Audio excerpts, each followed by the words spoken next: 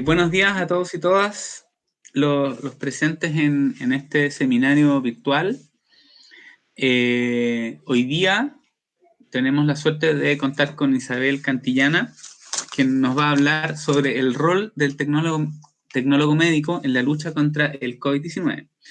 Isabel es tecnólogo médico de profesión, con mención en laboratorio clínico, inmunohematología y banco de sangre y medicina transfusional.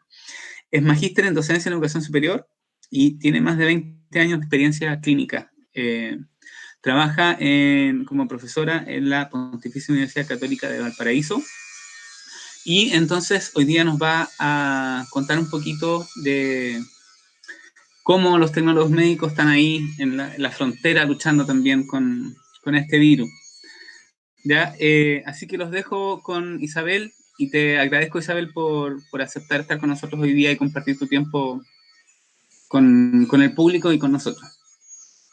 Muchas gracias a ustedes, Cristian, a la Facultad de Ciencias, a Miguel también, que coordinaron y me invitaron para poder participar en esta presentación. Ojalá que cumpla con las expectativas que tienen y a los asistentes también les guste.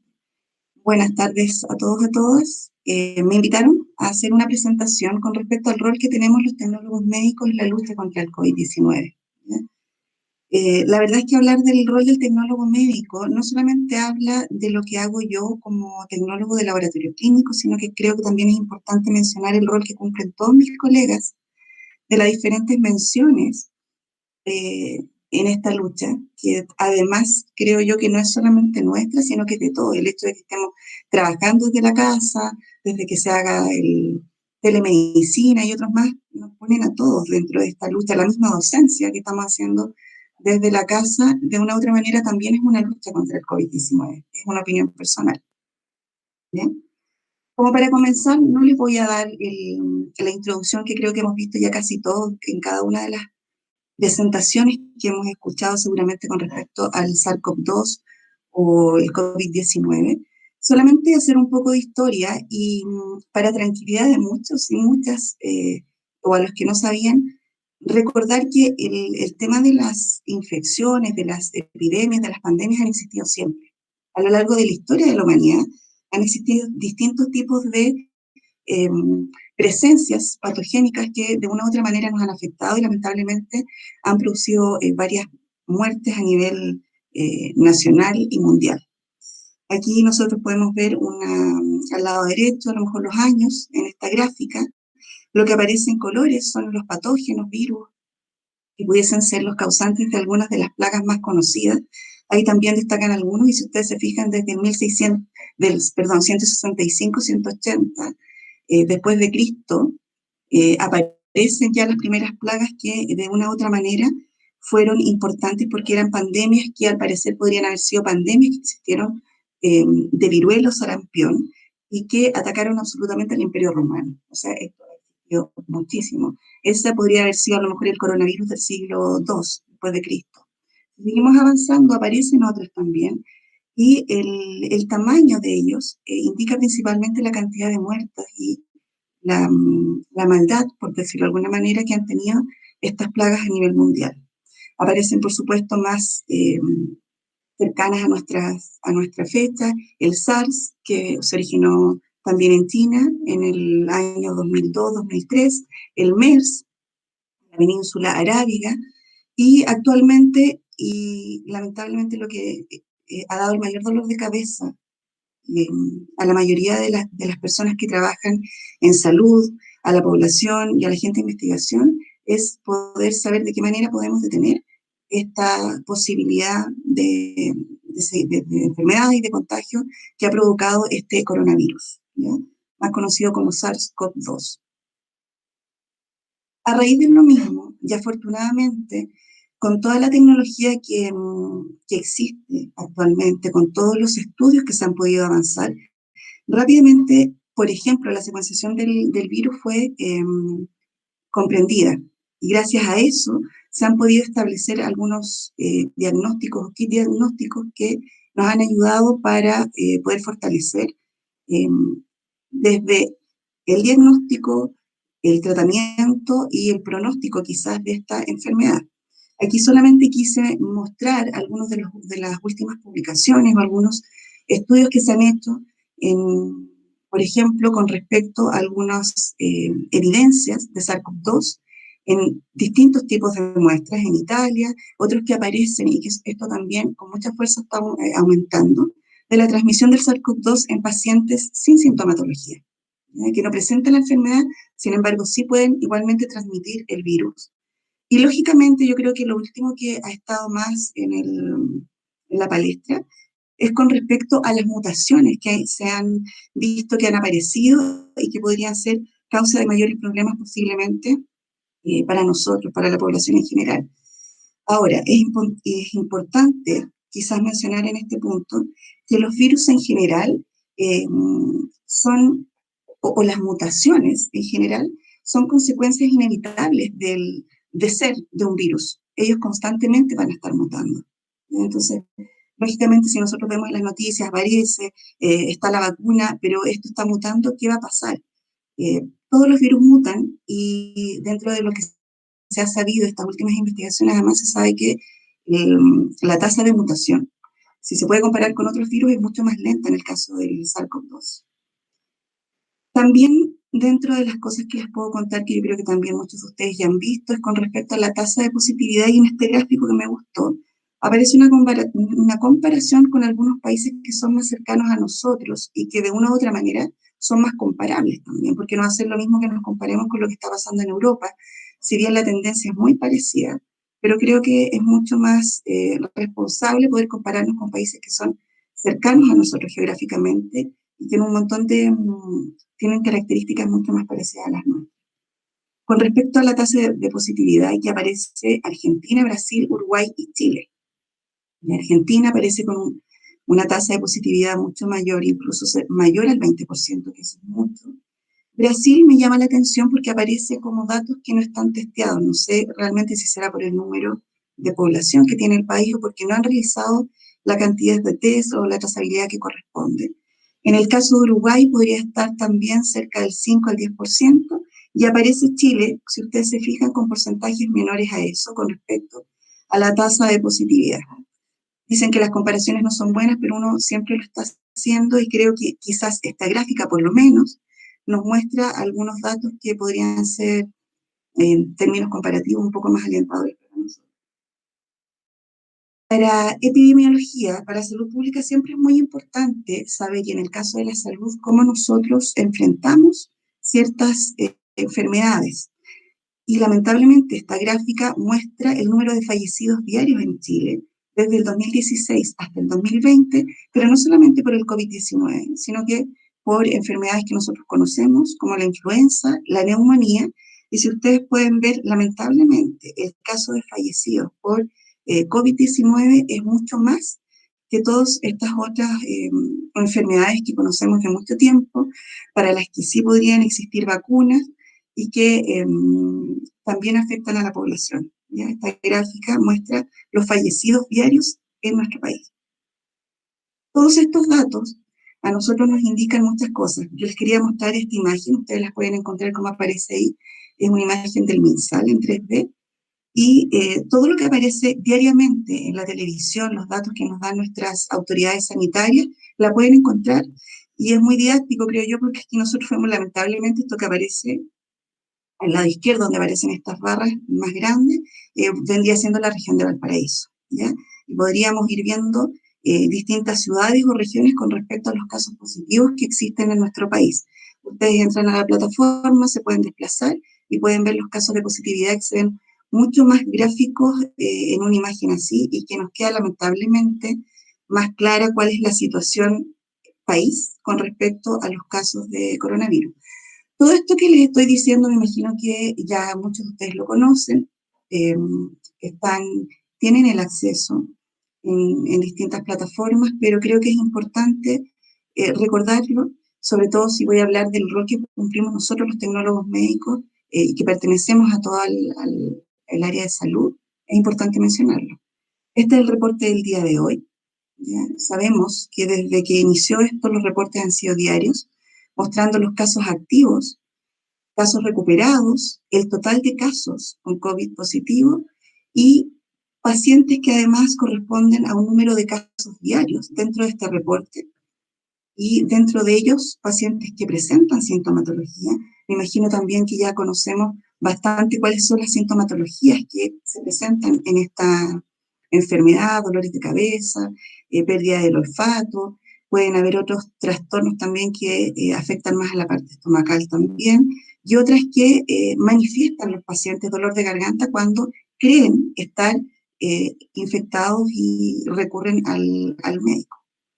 Sin síntomas, si se fijan, también era un poco lo que les decía de los últimos estudios que se están haciendo, que podría haber una gran cantidad de pacientes o de personas que sin sintomatología podrían estar con el virus, y otros que aparecen como no informados. En salud pública y en epidemiología es súper importante, y los datos que se obtienen toman las decisiones o ayudan a la toma de decisiones a nivel nacional. Cuando de repente nosotros vemos en la televisión y no sabemos por qué hay regiones o ciudades que están en fase 2, en fase 3, porque algunas retroceden, son principalmente por esto, ¿ya? Y son parámetros que tienen que ver con la hospitalización en los pacientes que se encuentran en UCI, los pacientes que están en estado crítico y, por supuesto, pacientes que están conectados a ventilación mecánica.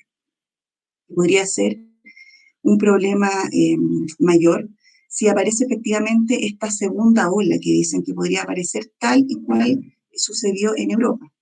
El fin de semana leía un artículo de epidemiólogos en Chile, y la verdad es que decían, y yo creo que sí hay un poco de razón, siempre se habla de una primera y una segunda ola.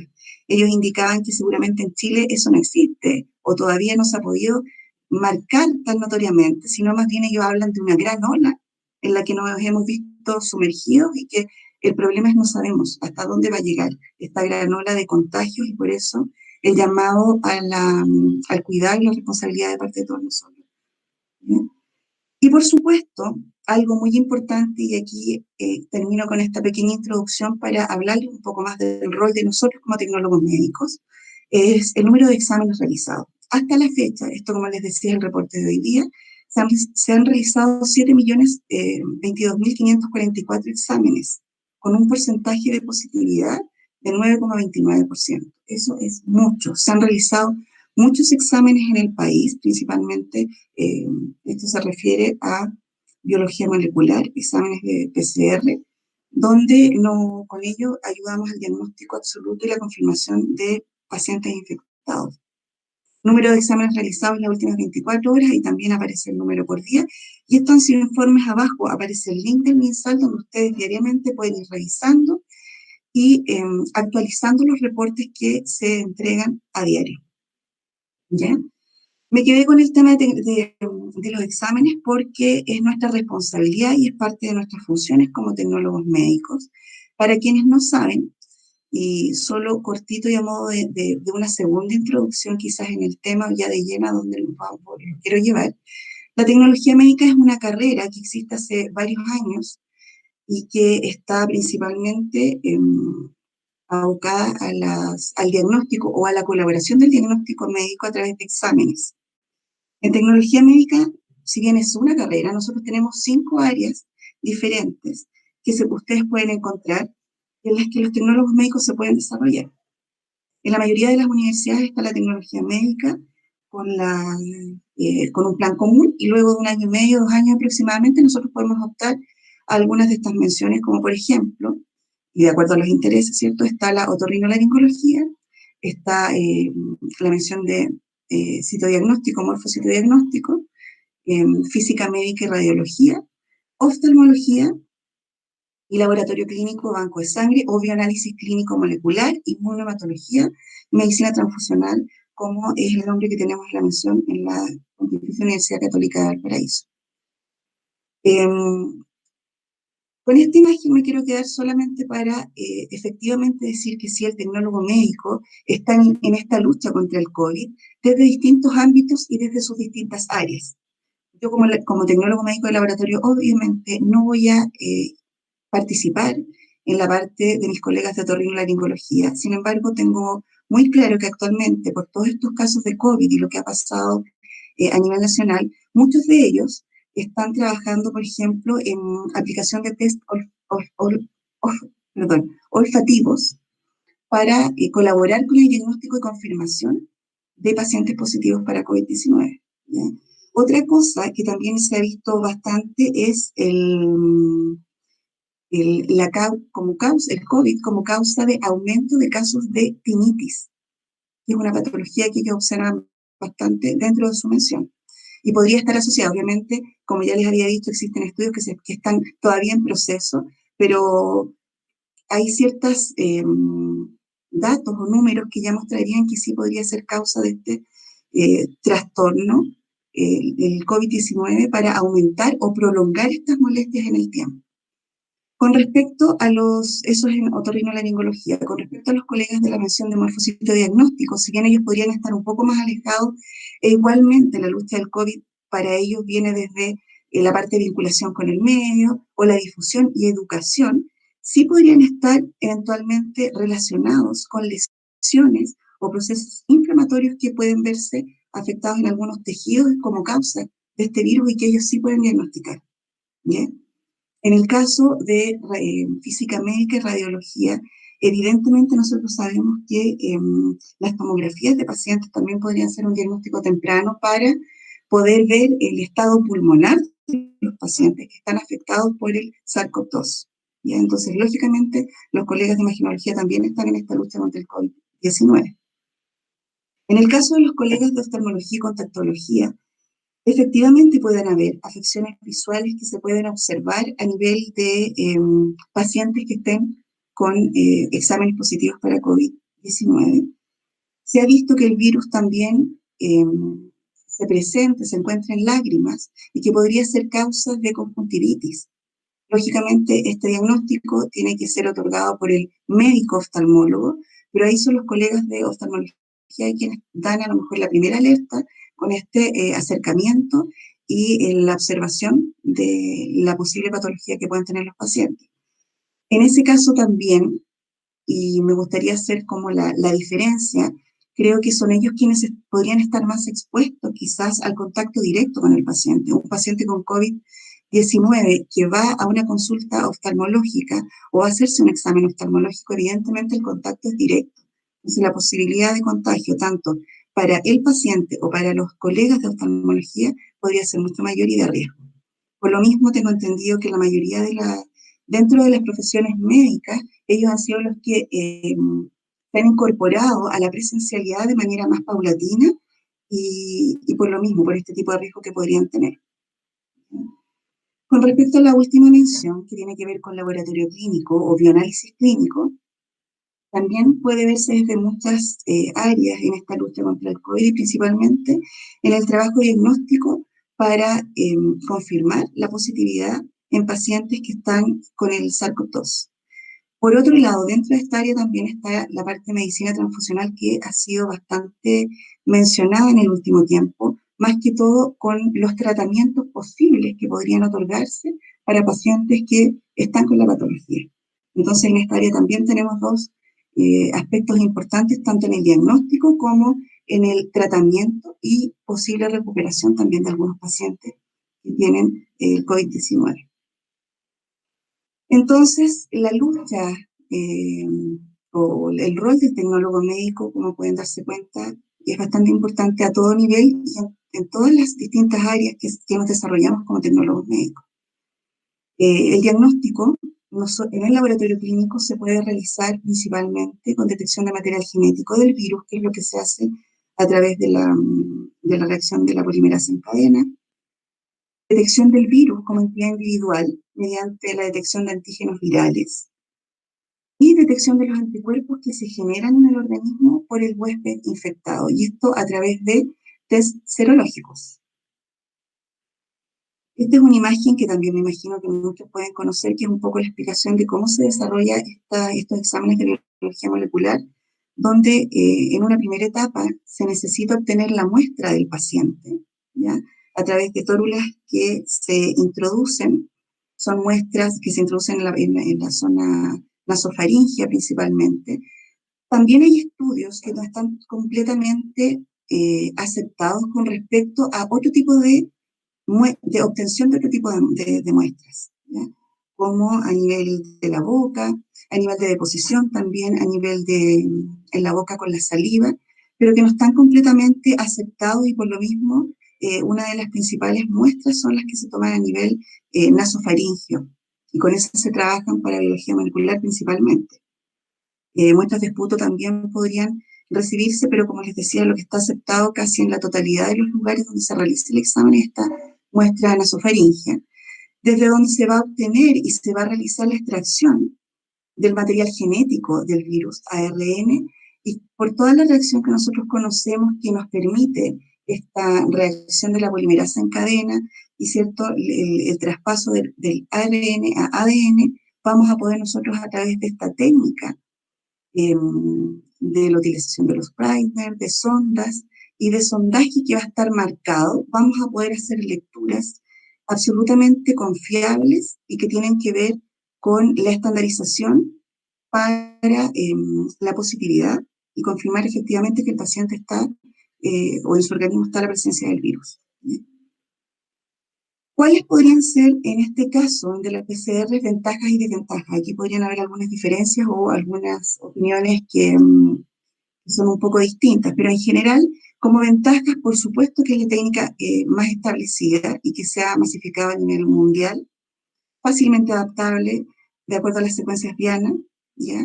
Elevada especificidad debido a la elección precisa de las zonas del genoma, como decía en un principio, está absolutamente conocido el genoma del virus, entonces eso también lo hace más fácil y lo hace mucho más específico. Y la elevada sensibilidad debido al proceso inherente a la amplificación exponencial que nosotros sabemos que existe con esta técnica. Con respecto a la sensibilidad, también los reportes que se han emitido, se habla de en una primera semana que tiene una sensibilidad casi del 80%. A la segunda semana ya podríamos disminuir al 60%, y así a medida que nos vamos alejando la sensibilidad disminuye, incluyendo la obtención de posibles falsos negativos cuando ya han pasado más de 3 semanas.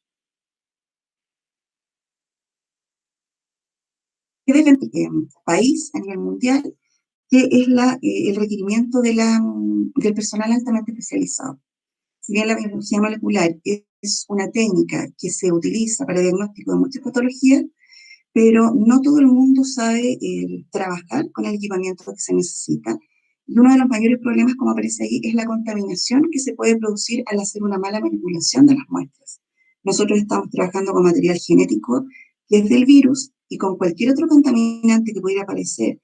Si no están bien trabajadas las medidas de bioseguridad, por supuesto, nosotros podríamos contaminar la muestra y los resultados podrían estar absolutamente errados. Por lo mismo, se requiere implementación especializada que permita el trabajo y el diagnóstico en los laboratorios. No en todos los laboratorios va a existir un termociclador, un QPCR que se puedan hacer mediciones en tiempo real, entonces eso lógicamente va a ser una desventaja para poder realizar la técnica. Y lo otro es el tiempo del resultado. Si bien en muchos laboratorios y esta red nacional, por ejemplo, que se ha establecido en conjunto con los laboratorios, con universidades, con el Ministerio de Ciencias, donde los investigadores han podido entregar resultados y colaborado con el Ministerio de Salud para optimizar la entrega de esos resultados en un menor tiempo, así todo el tiempo es largo, o sea, un resultado no va a estar en 15 minutos, en una hora. Ahí habla aproximadamente, lo que yo les indico, es de un tiempo de 2 a 5 horas para la obtención de los resultados. Y eso a lo mejor podría ser un poco extenso, o sobre todo si nosotros manipulamos una mayor cantidad de muestras. Esa podría ser una desventaja. Con respecto a los antígenos virales, que era otra forma de diagnóstico, también podríamos tener ventajas y desventajas. ¿Qué sería lo bueno? Que la obtención de la muestra es bastante rápida. Se podría tener de 5 a 15, perdón, de los resultados a 15 minutos. En un bajo costo se puede producir de manera masiva la producción de estos kits de detección. Es una técnica que está bien establecida, se comercializa en todos lados. Puede ser directamente realizada en el lugar de la toma de muestra. ¿Ya? A diferencia de la PCR, la muestra se toma en un lugar y evidentemente después donde se analiza esa muestra tiene que ser un lugar que está muy protegido y con todas las medidas de bioseguridad que se necesitan para hacer el diagnóstico. En este caso, los antígenos virales se van a necesitar una pequeña muestra de sangre donde el paciente inmediatamente puede esperar el resultado y se le puede entregar su informe. ¿Ya? La sensibilidad es una sensibilidad más o menos adecuada y aceptada, y eso estaría dentro de las ventajas. Como desventaja, es lo mismo, la limitada sensibilidad se habla de que tiene una sensibilidad que podría ser menor al 40%. Para un test diagnóstico a lo mejor eso también es muy bajo. Problemas de reproducibilidad. Todos estos kits o estos dispositivos se producen y a lo mejor también se ven limitados un poco con la cantidad de producción y que tienen que estar asociados a números de lotes que de repente se pierden, se dejan de producir por alguna razón, entonces eso también podría ser un problema. Y otra desventaja es que la respuesta esencialmente es cualitativa. O sea, nosotros sabemos si está o no está, pero no sabemos la cantidad, no conocemos la carga viral y esa podría ser una desventaja. Ahí quise dejar una imagen donde claramente aparece cómo se podría tomar la muestra también en estos casos, donde se hace la extracción y donde en un par de minutos, ahí habla de 15 a 30 minutos, nosotros podríamos tener el resultado de estos antígenos virales. Con respecto a los anticuerpos virales, que es la tercera indicación de diagnóstico que aparece en la presentación, como ventaja también es muy rápida. La muestra es una sangre capilar con un pinchazo, se puede obtener unas gotitas de sangre y se trabaja con el kit. Es un examen que se puede obtener fácilmente, creo que lo venden en las farmacias, en lugares de eh, masificación de compras masivas. Es una técnica, como dice ahí, que aparece en diferentes formatos, va a depender del proveedor que lo produce, la presentación, pero en general la indicación es prácticamente la misma, con un par de gotitas se obtiene en los kits, se puede obtener el resultado en poco tiempo. ¿Ya? Puede ser utilizado directamente en el sitio de la toma de muestra y no requiere una implementación compleja. Las limitantes también indican un porcentaje de sensibilidad que es menor a la PCR. Sin embargo, actualmente ha aumentado un poco el porcentaje de sensibilidad y en algunos casos se habla también del 80%. ¿Ya? La posibilidad elevada de falsos negativos sería a lo mejor el mayor problema. Problemas también de reproducibilidad. Aparecen muchos falsos positivos o negativos dependiendo quizás de la carga del sistema inmunológico del paciente principalmente. Y respuestas esencialmente cualitativas. Y con respecto a esto también ya ha salido información que esto podría cambiar y hay determinaciones que se están haciendo a cargo de algunos laboratorios a nivel mundial, donde sí se está cuantificando los niveles de inmunoglobulinas que aparecen en los pacientes. Otra desventaja absolutamente va a ser la respuesta del sistema inmunológico de cada paciente. Cuánto se demora en activarse y va a depender además del estado de salud del paciente. Sabemos, quienes trabajamos en salud, y cualquiera de nosotros a lo mejor se podría dar cuenta, que no todos tenemos la formación de anticuerpos de la misma manera. Algunas personas, como ejemplo, a lo mejor muy cotidiano, se resfrían con mayor facilidad, otros nunca se resfrían y eso está asociado principalmente a la capacidad de producir anticuerpos. Hay personas que son inmunodeprimidas, que tienen alguna enfermedad de base, que evita que esta producción de anticuerpos se realice de manera óptima. Entonces también podría ser una desventaja porque la detección de estos anticuerpos sería en esos casos más dificultosa. ¿Bien? Esta gráfica también pueden haberla visto en otros lados, a mí me gusta mucho porque son preguntas frecuentes que nosotros como tecnólogos médicos o quienes trabajan en el diagnóstico reciben. Esta gráfica muestra días, ¿cierto? En el tiempo, desde el día 0 hasta, podríamos hablar de un mes aproximadamente, y los periodos en los que se divide la presencia o el desarrollo de la enfermedad. Lógicamente va a haber un periodo donde nosotros no sabemos si estamos con el virus, no va a haber sintomatología, luego sí va a empezar la sintomatología y cuando ya sabemos que tenemos la enfermedad, el periodo de recuperación también va a ser relativo.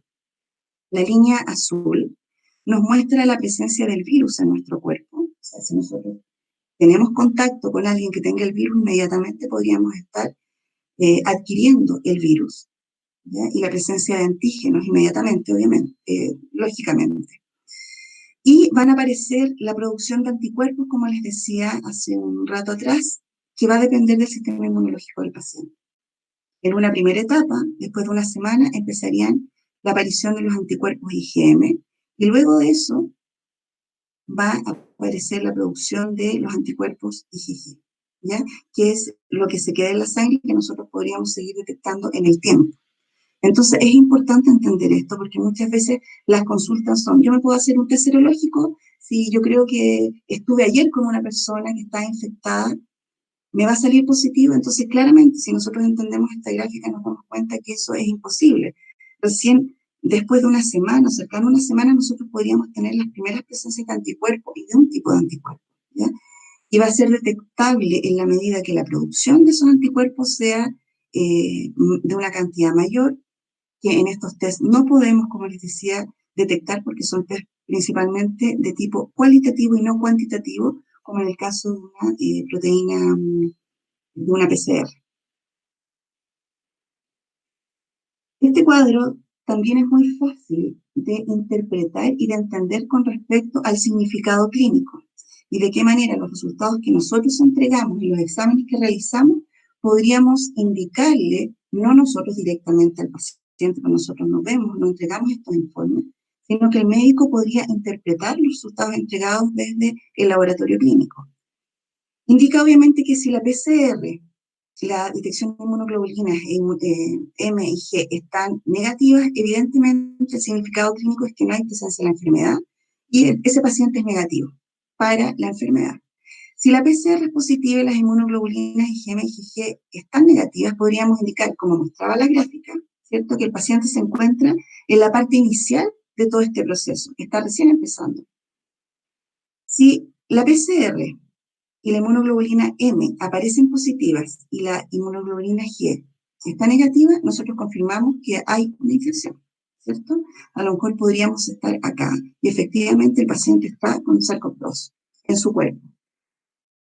Si la PCR nos da positiva y las inmunoglobulinas ambas están positivas, nosotros podríamos hablar de fase activa de infección. O sea, el paciente va a estar con sintomatología, evidentemente se entiende que tendría que estar respetando la cuarentena y teniendo todas las condiciones de seguridad o bioseguridad en su casa y con las personas más cercanas.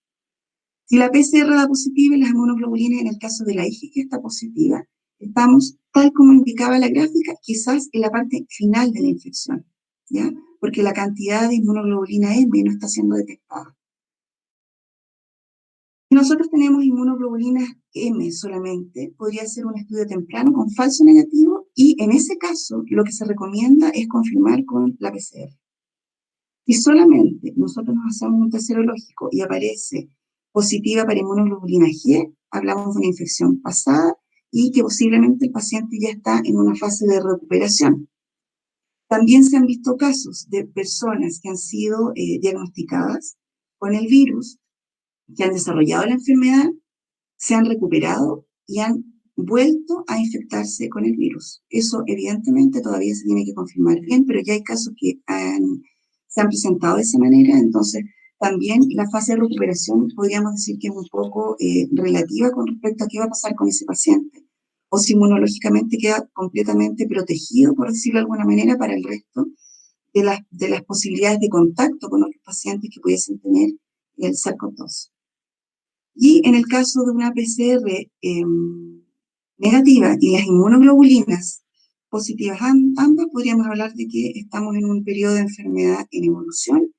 Y en ese caso también habría que hacer, después de un tiempo, una PCR de confirmación para saber efectivamente que el paciente ya está sano.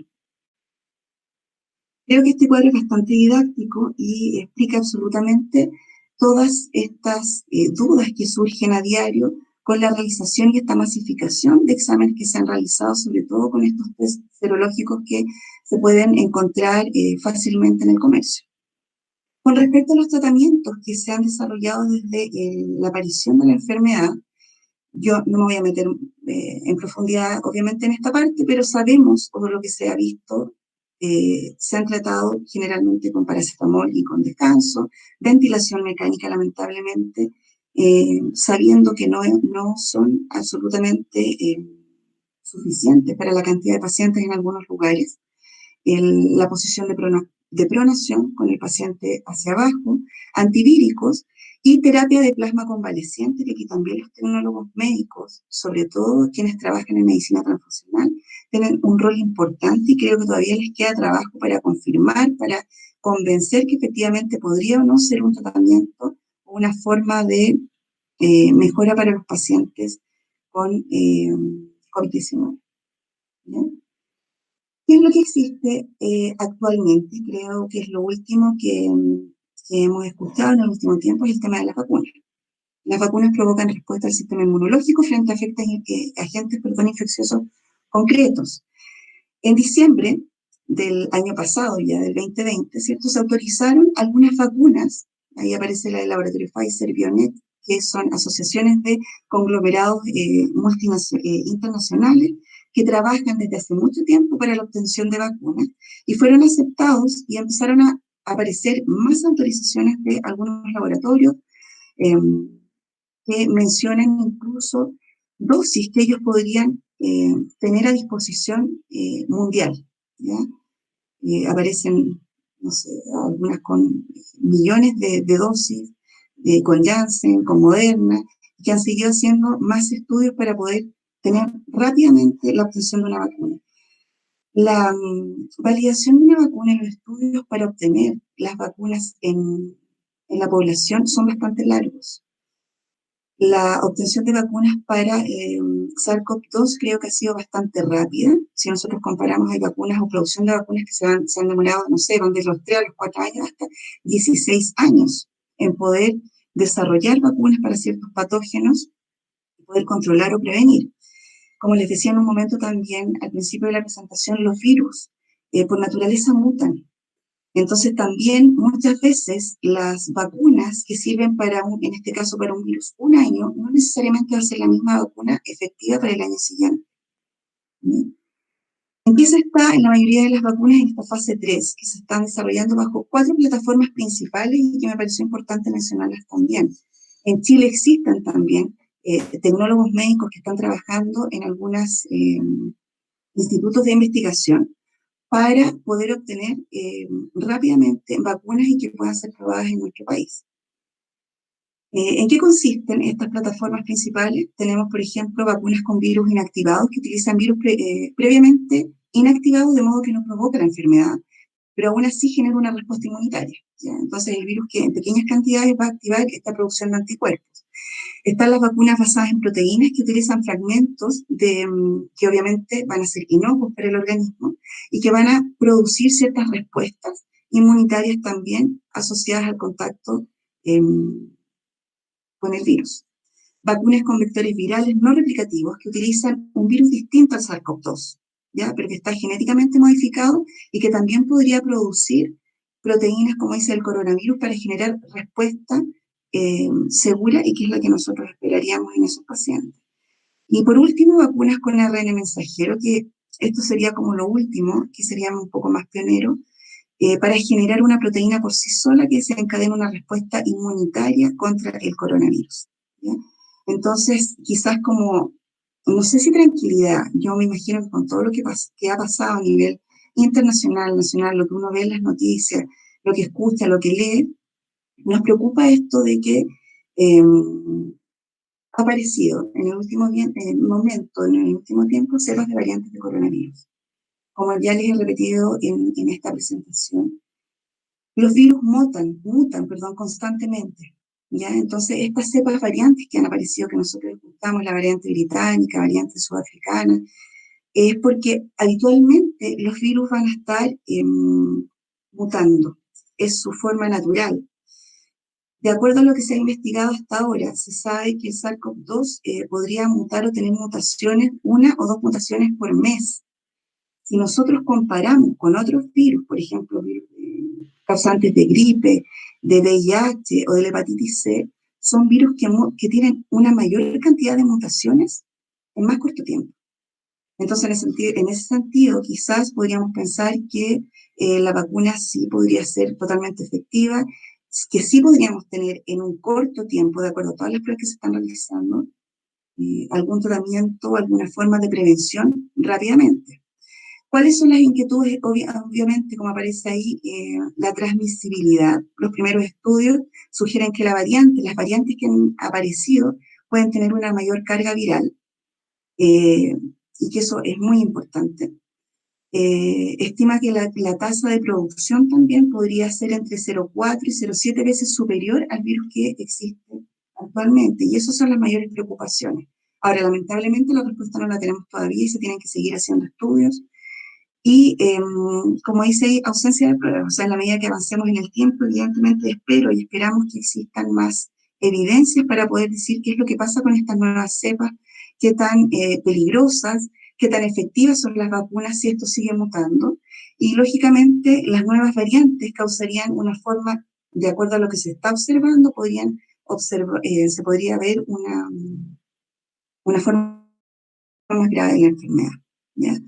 Menciona también que las vacunas contra el COVID-19 serían menos eficaces con las cepas variantes. Esas son afirmaciones que aparecen que nosotros encontramos, pero como les he dicho, creo que sería muy irresponsable hacer afirmaciones de ese tipo, si bien existen estudios, pero para poder hacer afirmaciones tan claras y fuertes habría que esperar mayores estudios, ver resultados y, y saber realmente qué es lo que pasa con eso. ¿Ya? Por ahora, solamente a lo mejor seguir con las recomendaciones con respecto al lavado obligatorio de manos constantemente, la limpieza de las superficies, informarse, es súper importante informarse, pero de manera responsable. ¿Ya? Sabemos que aparecen muchas noticias que de repente no son tan certeras, que nos alarman más que nos informan, entonces es muy importante ser responsable con lo que escuchamos y con lo que transmitimos también.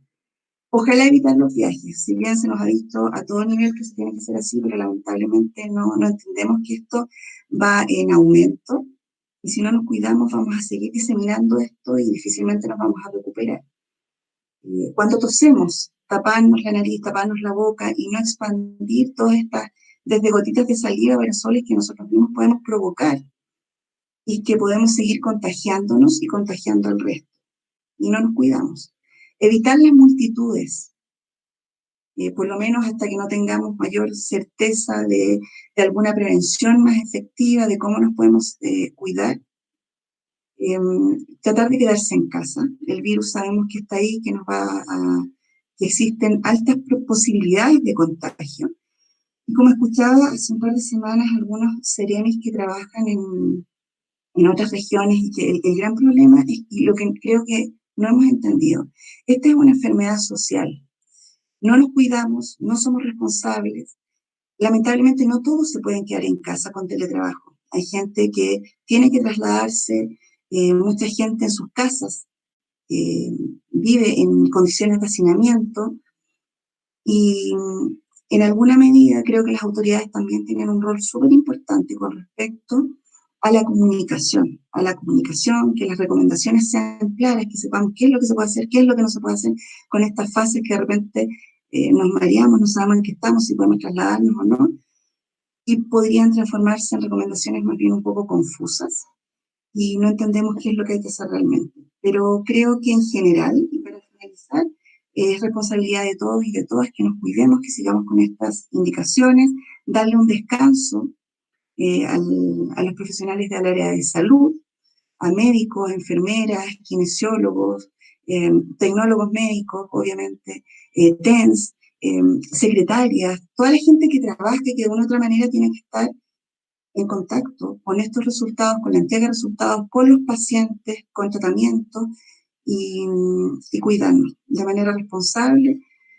Todavía no sabemos qué va a pasar con la vacuna, si va a ser totalmente efectiva, si vamos a tener todos acceso a ella, si todo el mundo también se va a querer vacunar, y queda mucho todavía por saber sobre el SARS-CoV-2. Por ahora, como rol de tecnólogo médico, creo que les he contado un poquito, quizás es mucho más, pero en este tiempo ojalá haya sido una información que sea de interés para ustedes, bastante productiva, y si encuentran más información también que la pudiesen compartir. Y nuevamente muchas gracias por la invitación para esta presentación. Muchas gracias, Isabel, por tu presentación muy claro y con un mensaje también para todos, digamos, de tomarnos bien en serio esto y cuidarnos entre todos. Vamos a abrir un poco un espacio para preguntas. Hay un poquito de desfase entre la emisión en vivo y lo que sale en YouTube, entonces vamos a dar unos segundos para que la gente pueda escribir sus preguntas. ¿Ya? Yo tengo una pregunta. Tú, o sea, yo sé que a lo mejor me voy un poco fuera de tu área de expertise, pero ¿tú crees realmente que las medidas de cuarentena total funcionan en lugares como Valparaíso? De acuerdo a lo que nosotros observamos, no, claramente no, o sea, sería cosa de darse una vuelta, salir y ver, y no, yo creo que, y por eso mi mensaje final, mira, existen, yo creo que dos cosas. Por un lado, la gente no ha tomado conciencia de que esto realmente es complejo, si no nos cuidamos, realmente podríamos terminar todos contagiados. Y por otro lado, también hay mucha gente que no cree lo que está pasando. O sea, no nos cuidamos, somos irresponsables, pero también hay un grupo de personas, yo escuchaba harto, que no, que esto no es real, que el virus no existe. Sin embargo, ¿cómo justificamos la cantidad de muertes, por ejemplo, que se han producido? Si bien en Europa las muertes, y que son reales, la gente se muere por esto, han estado más asociadas a personas mayores en nuestro país.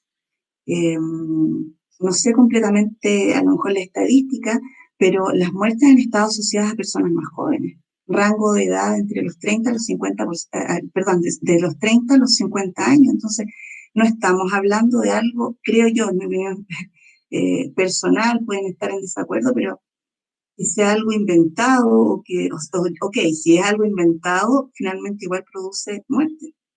Entonces es algo bastante delicado y lo que tendríamos que hacernos cargo, ser responsables. Y por último, si yo no creo, cuidar a quienes están conmigo, cuidar a mi entorno, si estoy con niños, cuidar o a los adolescentes, la gente mayor o mis pares igual. Aquí en el chat aparece una persona que dice gracias, muy educativo y claro.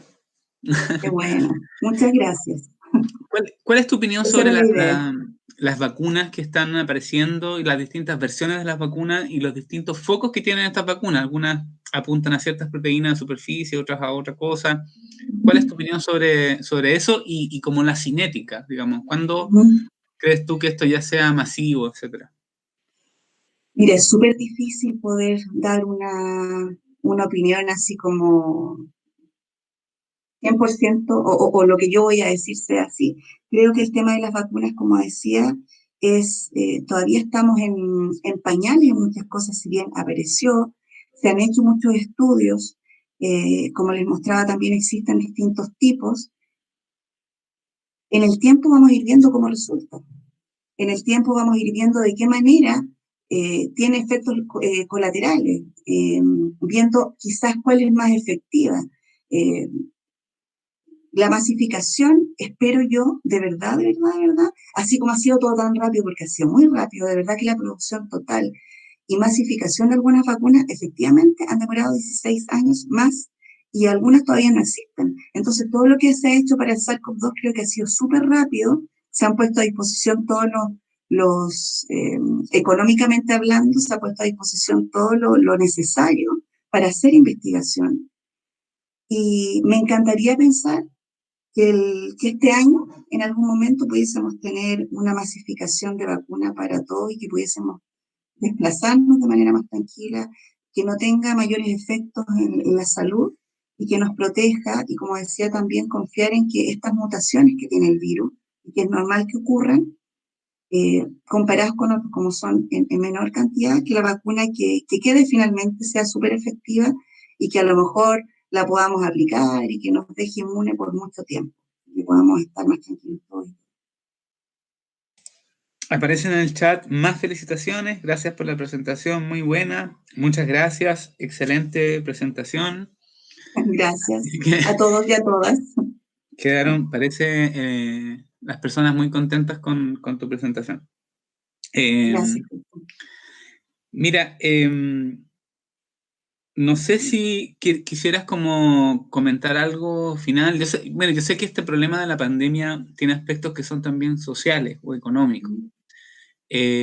¿Cómo, cómo ves tú esta información y decisiones que emanan de repente del gobierno que parecieran ser como mensajes medios contradictorios? ¿Qué opinas tú al respecto? No voy a hacer cargo de lo que voy a decir. Me molesta en alguna medida que no haya, y por eso lo dije al final, que sea confuso. Entiendo completamente, y es mucho más fácil criticar cuando uno no está ahí, ¿cierto? Cuando uno recibe la información. Imagino que debe ser muy difícil estar todos los días viendo qué va pasando, cómo está el escenario y tomando decisiones en el día a día, cambiando. Pero creo que hay incongruencias que son evidentes a la vista de todos y eso me molesta. Porque cuando tú das una información y pides que haya respeto por ciertas normas de bioseguridad, por ejemplo, es como en la casa. Si yo le pido a mis hijos que cumplan una norma, ellos tienen que ver que yo esa norma la cumplo. Porque no saco nada con exigirles, con castigarles y pedirles que hagan algo si yo no lo cumplo. Entonces, en ese sentido, creo que ha habido una suerte de irresponsabilidad en algunos aspectos con algunas autoridades. Y si ellos realizan ese tipo de problemas o ese tipo de errores, imagínate que queda para todos los demás, que estamos viendo, que nos estamos comparando. Creo que las medidas en algunos casos han sido insuficientes, creo que han sido poco claras. Los indicadores también, de repente cuando vemos números, tantos muertos, pero ¿qué significa esto? Cuando también lo mencionaba, decimos, ya pasamos a fase 2, avanzamos y ahora retrocedemos, pero ¿cómo lo haces tú con la gente, por ejemplo, que los vendedores ambulantes? Ellos no pueden trabajar, no tienen teletrabajo, ellos tienen que salir a trabajar. La posibilidad de contagio evidentemente va a ser mayor. Entonces tampoco creo que ha habido de parte de las autoridades algún tipo de subvención o de ayuda más importante como para dar una tranquilidad y que la gente realmente se pueda cuidar y quedar en la casa. Sí, por supuesto que tienen que balancear otros aspectos que uno generalmente desconoce, etcétera, que son más macro, pero como O lo que científico pasa con la, uno ve como algo raro ahí, que de repente hay señales confusas. o con la economía, si uno entiende, yo sé, y todos quienes sean comerciantes, tengan negocio, evidentemente, o sea, todo este tiempo tiene que haber sido, pero macabro, se han cerrado eh, negocios grandes, imagínate que queda para los negocios chicos, pero efectivamente, se prohíbe ir a lugares abiertos donde la posibilidad de contagio es menor, está totalmente restringido para las personas esos espacios, estoy hablando a lo mejor de áreas verdes, no sé, canchas, sin embargo los malls están abiertos. No sé, a mí me cuesta entender eso. Ya, y lo último para dejarte libre y agradecerte también por tu tiempo, es preguntarte este permiso de vacaciones. ¿Qué opinas de eso? Porque yo personalmente yo soy biólogo y claro, yo tengo una opinión y una visión y entiendo que de alguna u otra manera ese responde más a una presión o un interés social, comunitario y económico de mover un poco la cosa en vacaciones. Pero, ¿qué opinas tú desde el punto de vista como estrictamente de la pandemia? Concuerdo absolutamente con lo que acabas de decir. O sea, primero creo que sí, tiene que haber algún tipo de movimiento económico porque hemos estado muy estancados durante tanto tiempo. O sea, la parte del turismo, por supuesto, me imagino que se ha visto súper afectada y se va a seguir viendo muy afectada. Y este permiso de vacaciones principalmente va dirigido hacia allá. Pero volvemos a lo mismo, o sea, ¿cómo lo hacemos? Ahora, también entiendo, ahí hay un tema que a lo mejor aquí no lo hemos mencionado, pero no es menor. ¿De qué manera? No soy psicóloga, tampoco pretendo dar una reflexión muy grande al respecto, pero ¿de qué manera todo esto que ha pasado ha interferido en las emociones de las personas? El estar en casa, el no salir, el sentirnos quizás prisioneros de todas nuestras actividades, no solamente el hecho de estar en la casa, sino que no hacer las actividades que habitualmente hacíamos. Quienes son deportistas han tenido que dejar de hacer deporte, quienes son muy buenos para salir han tenido que estar en la casa, a los niños el deporte también les ha afectado mucho. Entonces, emocionalmente, psicológicamente hay un tema que yo puedo tratar de entender y que este permiso de vacaciones quizás trataría de eh, disminuir esta, no sé, cómo decir, esta angustia, esta necesidad de hacer más cosas, de no sentirnos prisioneros. Ha habido gran porcentaje, por ejemplo, de depresiones en este periodo. ¿Ya? Entonces, a lo mejor, desde ese punto de vista, uno podría entender y decir, sí, era súper necesario este permiso porque la gente tiene que salir. Me encantaría pensarlo de esa forma y que así es. Pero volvemos a pasarnos todas las otras medidas que, si nos vamos, por ejemplo, leía también que el destino principal es la quinta región. O sea, todo el mundo se va a venir de vacaciones hacia acá. ¿Qué va a pasar? Con los contagios, la quinta región a lo mejor va a ser peor de lo que ya está con respecto a los casos positivos. Y vuelvo también a lo que ya había comentado, o sea, quizás tendría que haber algún tipo de subvención para las empresas, para el turismo, para que la gente se pueda quedar en la casa. No es lo mismo, me imagino, vacacionar a lo mejor en un departamento, en una casa, el tema del hacinamiento también que mencionaba, en una casa con mucha gente, difícilmente creo que se va a poder descansar, se va a poder trabajar. Llegará un momento en donde también ya no nos aguantamos más todos juntos dentro de una casa y eso emocionalmente también afecta, pero defiendo ahí también a los funcionarios y profesionales de salud que ya están agotados, están desgastados, o sea, ellos no han tenido vacaciones, no han tenido descansos y se suma en este último tiempo, en esta gran ola, porque me niego a hablar de una primera y segunda ola, en esta gran ola que estamos viviendo todavía, ya en varios que sabemos han fallecido y se han contagiado. Entonces, si seguimos así, no vamos a parar, no vamos a poder salir de esto y va a ser más difícil una recuperación. No sé, la verdad es que es súper difícil, o sea, emitir una opinión, son opiniones personales, son cosas que uno idealmente piensa, pero también lo piensa desde la tranquilidad de la casa, desde la tranquilidad del trabajo, y quizás con un desconocimiento también de qué es lo que está pasando en la economía nacional, internacional, de qué manera finalmente nos podría afectar a todos y a todos algo más complejo por ese lado. Gracias, Isabel. Claramente, de alguna manera, en la universidad estamos igual en un ambiente muy privilegiado, muy protegido. Y yo también entiendo lo mismo que tú, que hay cierto tipo de personas que simplemente no pueden quedarse en la casa, no pueden tomar ciertas medidas porque si no, no sobreviven. Te agradezco mucho tu tiempo y tu presentación, fue muy clara, muy didáctica. También le agradezco a todas las personas que estaban en vivo en el canal de YouTube. Esta presentación queda grabada y queda disponible para que la puedan compartir después y ver en otro momento. Así que, Isabel, muchas gracias. Vamos a dejar hasta acá. No sé si quieres decir algo más.